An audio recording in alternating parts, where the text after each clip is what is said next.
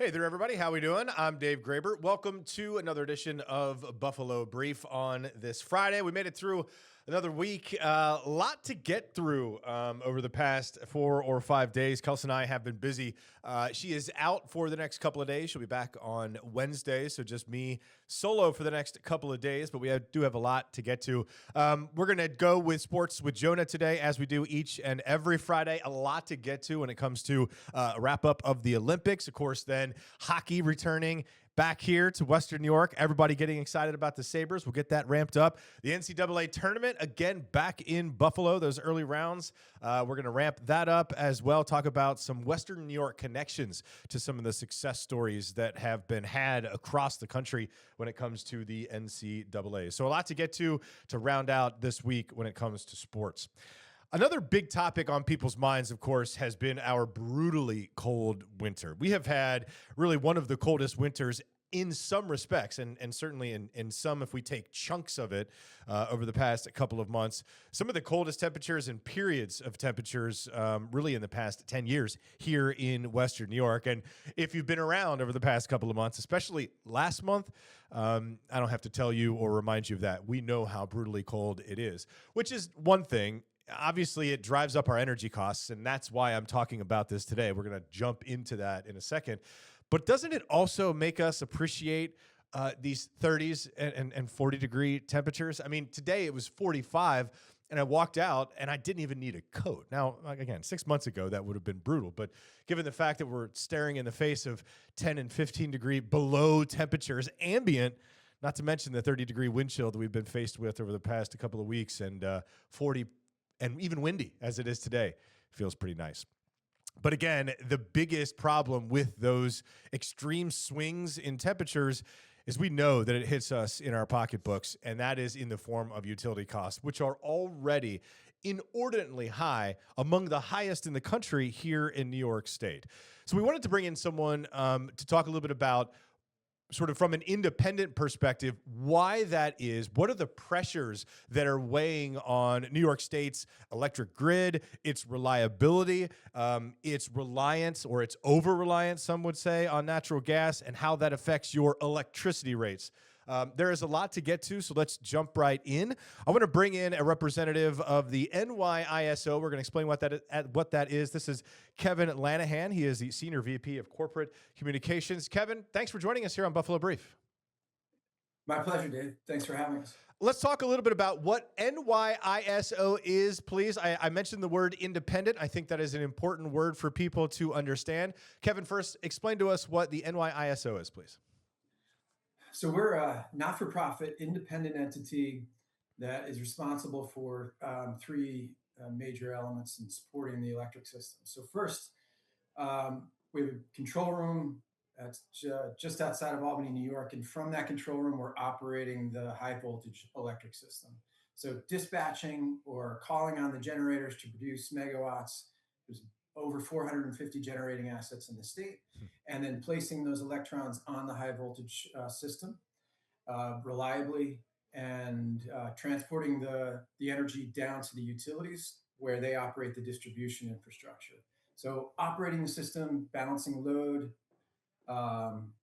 and demand with supply moment by moment is the first thing that we do. The second thing is administering, overseeing, watching the market participants inside of those competitive markets where the electricity commodity is bought and sold. And I think that's probably what we're going to focus on here today, but making sure that everybody in those markets is following the rules and that the prices are transparent and fair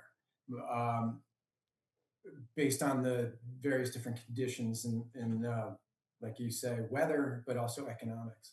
The third major responsibility we have is in planning for the reliability of the electric system on a going forward basis. So roughly, we're required to put out independent based reports that look 5 years ahead and 10 years ahead and identify where is the system becoming unreliable? How is new technology impacting the way we operate the system? Also, how is that technology and certain operating characteristics that we're observing impacting or maybe impacting the price going forward? I kind of did an explanation, sort of an intro as to some of the market or some of the other market and otherwise factors that are at stake here. How did I do with that explanation? Was that pretty close to what kind of the factors that are at stake that are really driving our energy prices, not only in Western New York, but across the state? Yeah, good summary. So I think we need to keep in mind trying to understand what's happening now with our pocketbook, but also how the system's changing from a reliability perspective. To to understand that for a long time in New York, we had a pretty good surplus of supply. Hmm. We have seen that change over the last 5, 6, 7 years. When I say we, from a state perspective, decision was made to retire Indian Point nuclear facility in Westchester County. There's public policies in place from a regulatory point of view that have exited um, more than 1,000 megawatts of what we call peaker plants. Hmm. These are mostly located in New York State, and of course, out in the western part of the state, we've exited all of the coal facilities. We have zero coal production in New York now. So there's been a steady practice of retiring or exiting generation for various different reasons, and we haven't been able to add new supply, whether that's renewable supply or otherwise, at a rate to make up for the retirements that we've seen.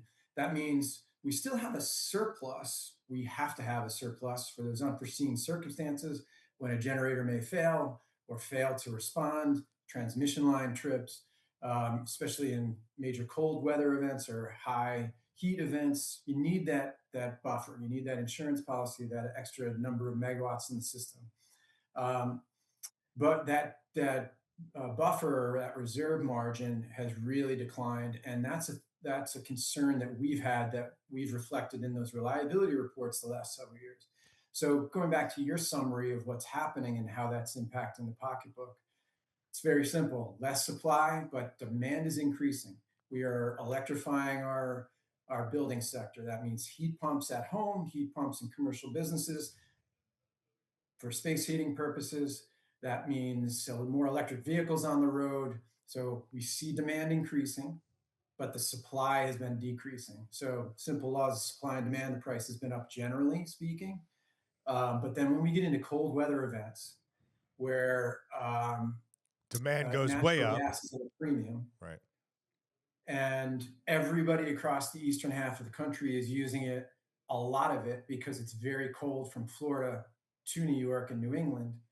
Um, that is the main cost in the production of megawatts that the generator incurs when they produce the electricity for consumer demand. So we saw alarmingly high prices for natural gas, which translated into alarmingly high prices in real time for electricity. That doesn't mean, however, Can we and spend this, like a minute on that, Kevin? Excuse me for yeah, interrupting, because obviously being in your position, you know that the governor's push to electrify New York, get people off of the reliance of of natural gas, has sparked controversy, to say maybe more than what it actually is, but certainly sparked concerns for people here in Western New York.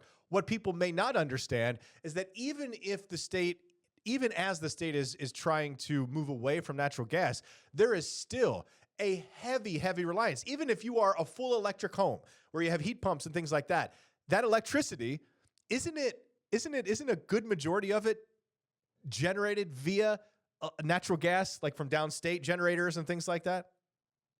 yeah, about half of the Yeah. fleet that we rely on in New York State is natural gas, fossil fuel based. Yep. In cold weather events like we experienced back at the end of January, there's a lot of that fleet that can also burn oil. So, for economic purposes and some reliability reasons, we will ask those generators to start burning oil to produce the megawatts, especially when the demand for natural gas is at, like you were saying, in some cases historic highs across the eastern half of the country.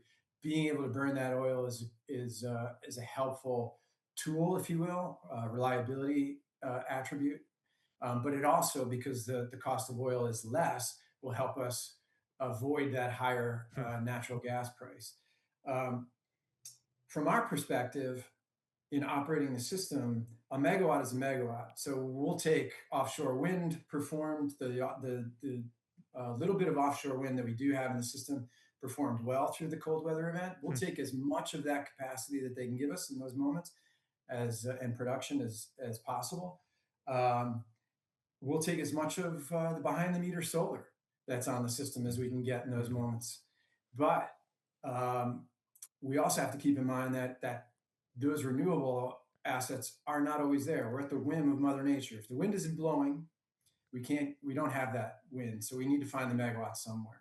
And in the case of the cold snap that we just experienced, it was preceded by across New York, and of course, you folks in Buffalo know 12, 24 inches of snow. And that laid on those solar panels for many days because the weather or the temperatures were so cold. It did not melt. So we have data that shows for the first 24, 48 hours, there was almost zero solar available, and it really was anemic through the cold weather period. Hmm. So where are we going to get those megawatts? People are cold. They need to heat their homes. They need to run the furnace. They need to turn the lights on. Um, we are um, fortunate enough in New York that we have a variety of different resources. We have hydro, but we also rely on that natural gas still. Big, big time. So I guess the other question is we spent a lot of time about demand, and while the demand has gone up considerably with this cold winter that we've had, not only across New York State, but elsewhere, but let's keep it in New York State with this next question. There is a sort of perpetual winter demand out there on the horizon, and it's starting to make itself known. And what I'm talking about here, Kevin, is I'm talking about the demand requirements for data centers and for AI. We're already seeing these pop up across New York State. We know there are plans, many, many, many plans to put these in many, many communities. We've talked about demand. We've talked about the weather. What is New York doing to get itself ready for these data centers, which really take a tremendous amount of energy and are going to put a further strain on an already aging grid? Yeah, we do have concerns with the number of energy intensive projects, whether that's a data center or a chip manufacturing facility like Micron in the center of the state, and being able to meet those future demand forecasts. Um, what are we doing to get ready? So we have issued calls in our recent reliability reports for new investment in new generation. The time to make those investments is now. Yeah. Um, we do need to add dispatchable, reliable capacity on the system. And when I say dispatchable, that's a term of for our especially control room operators, meaning that they can control the amount of electricity moment by moment from that particular generator. Hmm. It's flexible, meaning it can ramp up and ramp down as needed.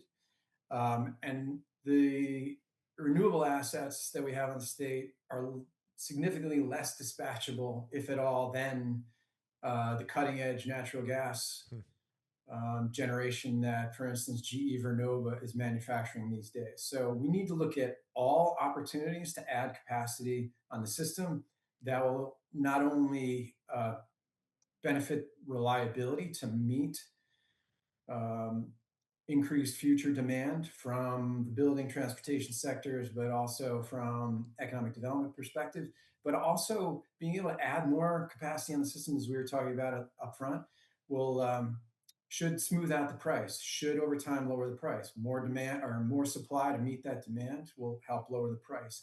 The other thing we need to keep in mind is that if we're adding cutting edge really efficient new fossil fuel generating capacity to move out the old, dirtier, inefficient capacity, that also will have a benefit for our overall emissions profile in the state.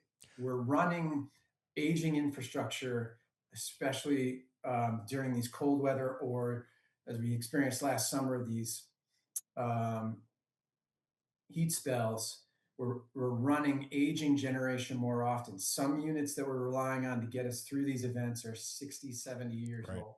Right. You cannot rely on them for very much longer. They are inefficient compared to the new technology, and they are certainly much higher emissions than the new technology that's out there. So I do fear the answer to this question, as short as I could make it, is there any relief in sight? And I guess to kind of broaden that out, let's take the sort of seasonal aspect out of this. Let's say we return to a normal winter for the next 5 years or what have you, right? Yeah.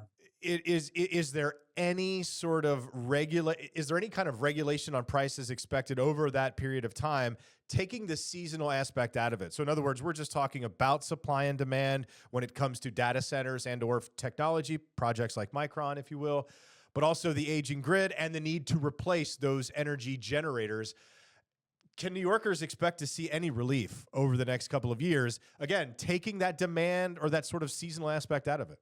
To answer it directly, we do have concerns as the independent not-for-profit entity that's responsible for reliability, but also the efficacy of the markets on behalf of the consumer, that the price, unfortunately, is likely to stay somewhat elevated on a consistent basis going forward. And from our perspective, the easiest and the most obvious way to address this, especially with the forecasted demand increases, is to quickly start making investments in the system to provide more supply. That competition amongst suppliers with more of it should help drive the price down.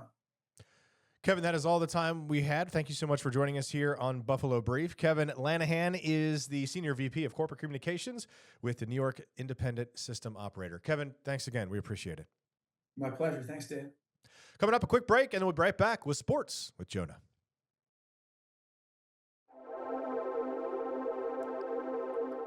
Hey, everybody. Welcome back. It is Friday, so let's get right into sports with Jonah. Welcome in digital sports reporter Jonah Bronstein. Good to see you, buddy.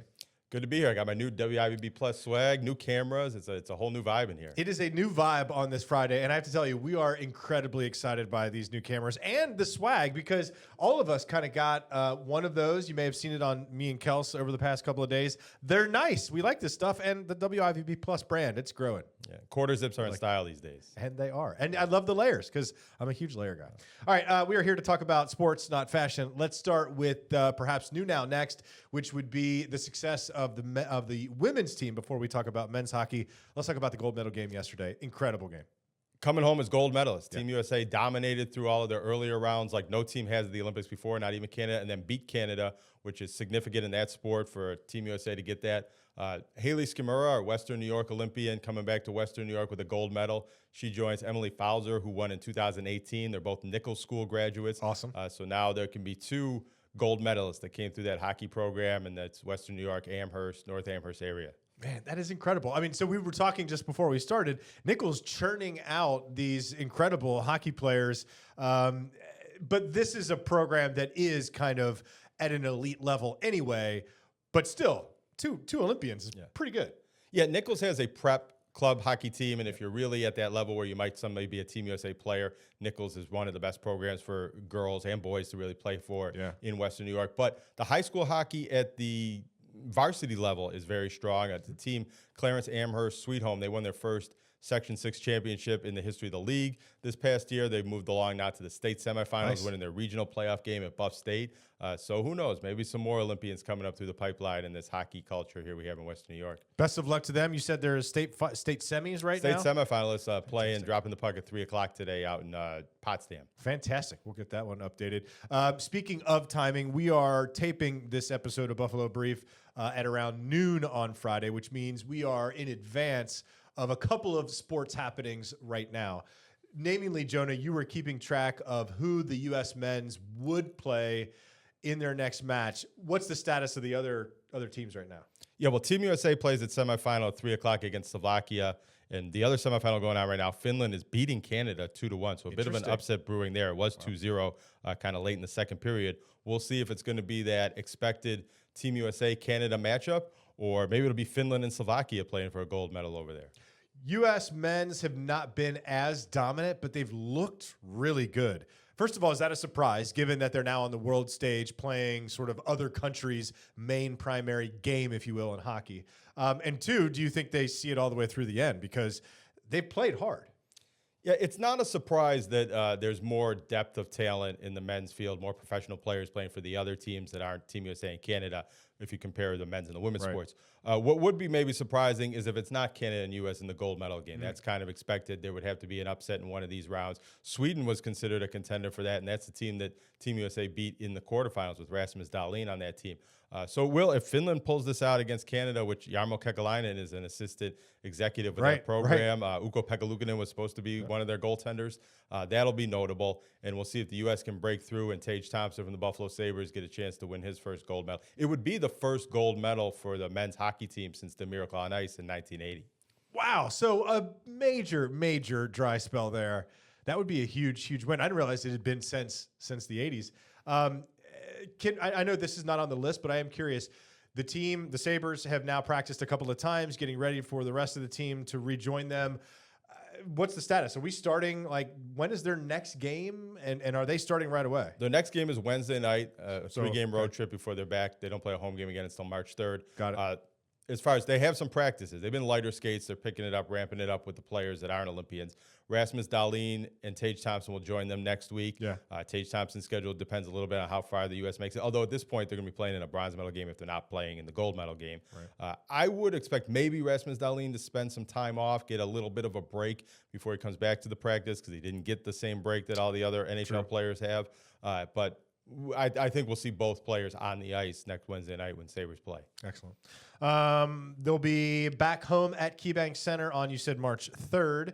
Also, of course, at KeyBank Center again this year, if we're going to switch gears to the NCAAs, they return to Buffalo. There are a couple of Western New York connections with some of the bigger sports stories that are happening in the NCAAs right now. Yeah, absolutely. 4 weeks from yesterday, this weekend, will be the NCAA Tournament March Madness in Buffalo. 3 weeks from Sunday, Selection Sunday, we'll find out who those teams are. One kind of interesting thing we've been watching is the projections of who's going to be sent here, because that's always interesting to know who it could be. Will it be the future national champions or NBA players, future NBA players, things like that? It's been fun to watch Michigan. They have a Niagara Falls native, Roddy Gale, on that team, a senior who plays well for them, a key role player. And all year long, and they're number one in the country right now, the very best team in the country. Yep. All year long, they've been projected as a team that's coming to Buffalo because that's the closest regional site to Michigan. But it was come out yesterday that Michigan has requested that their first regional will be in Philadelphia if they're the number one overall seed and they have that preference. So now what we thought was going to happen might not happen, and we could get a different mix of teams. Be a little bit disappointing because it would have been fun to see Michigan and Roddy play here at home.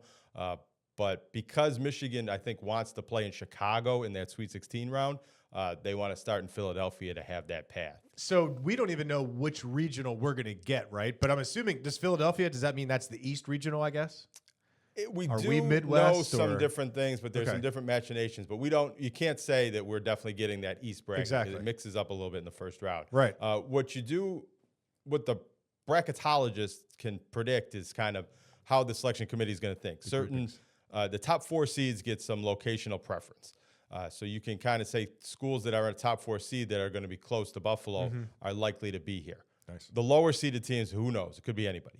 And it could be some schools with local connections. South Florida is in first place in the in the American Conference, and they are, coached by Brian Hodgson, the former UB assistant from Jamestown. So they're looking like a team that potentially they're on this latest bracketology here. Alabama with Nate Oates as their coach. But it's hard to predict until Selection Sunday, other than the very top seeds. So now teams like Michigan State, Villanova, potentially UConn, those look like teams that are maybe likely to be here. Michigan, if they're not the number 1 overall seed, might not get their seeding preference. True. So if they lose a game or two, they could be back in play to be playing here. I can't wait to the conference tournaments for those. Big Ten. Yeah, that's why they call it March Madness, right? It's going to be awesome. I love it. It is the best time of year. Because no matter what you turn on, you're going to get a good game. Because these guys are playing all out every single minute of the game. It's fantastic. Yeah, especially in the smaller leagues where they have to win those conference tournaments to make it into the big tournament. Those have all the stakes going. It is fantastic. A bit of upsetting news you have here on the rundown, staying with college basketball. The winningest college basketball coach in Western New York history passed away this week. Yeah, if you remember, earlier this winter, one of the winningest, and for a long time, the winningest high school coach in Western New York, Mel Polano from Timon, he died at age 100. Don Silveri has won more college basketball games than any basketball coach in Western New York, all at Western New York schools. He died earlier this week at 77 after an illness that he had. He won most of those games 440 of those games at Damon College at the NAIA level, but also coached at Erie Community College, Villa Maria College way back in the 70s, and then most recently in the 2010s, he kind of brought their program back to national prominence. They're good. They're good, and you know what? So Don Silveri won a national tournament as the coach at Damon in the USCAA. Kind of like a national championship, but it's a smaller league.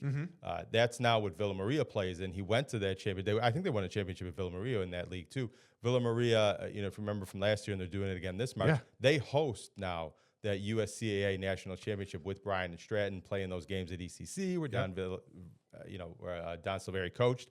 So that tournament, when it's back in Buffalo and potentially Villa or Bryan and Stratton, or actually it won't be Villa, they're not very good this year, but Bryan and Stratton playing at home might be a way to honor Don Silveri and his contributions to local college basketball. Very cool. And we've lost a couple of giants here in the sports world over just the past couple of months, right? Yeah, and Don Silveri, Western New York native, went to Frontier High School, played there.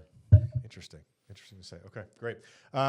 He will be missed, but I'm glad that we took some time to recognize his accomplishments because they are vast and they're obviously important. Speaking of Damon, obviously he has some connections to Damon. They're ranked number 4th in the country, on track again to host the D2 NCAAs.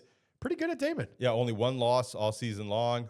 Had no regular season losses a year ago, and they were number 1 in the country going into the NCAA tournament. But they're still looking like the number 1 seed in the East Regional, and in that Division II tournament, you host the first 3 rounds of the NCAA tournament if you're a number 1 seed in your regional. So if they can win their conference, which they're the favorites to do, and they'll be hosting that at Lumsden Gymnasium going into the NCAA tournament. This year with only 1 loss instead of last year with 0 losses, but they could again be a one of the top 4 teams in the country and a Final Four contender in Division II basketball. What do you attribute their success to? I mean, they have had a string of years they've been putting together where they've just had quality teams that are just churning out wins. Well, it started with Don Silveri coaching that team about 10 years ago, 10, 11, 12 years ago to the USCAA national championship level. Some of the players that he recruited were on that very first team when Mike McDonald took over. Mike McDonald, a very experienced coach at Division I and 3 levels before coming in here, and he's just raised the bar and made them even better. This is a team that's been consistently good year after year under Mike McDonald and getting better and better and moving towards being one of the very best Division II programs in all of college basketball. So Damon doing great again. Villa not doing as good as perhaps they were before. No. But also the Damon women. They're ranked number 18 in the country with a first-year coach, Nate Butel, who came from making the national tournament at Niagara County Community College, another local coach doing a lot of success at the lower levels.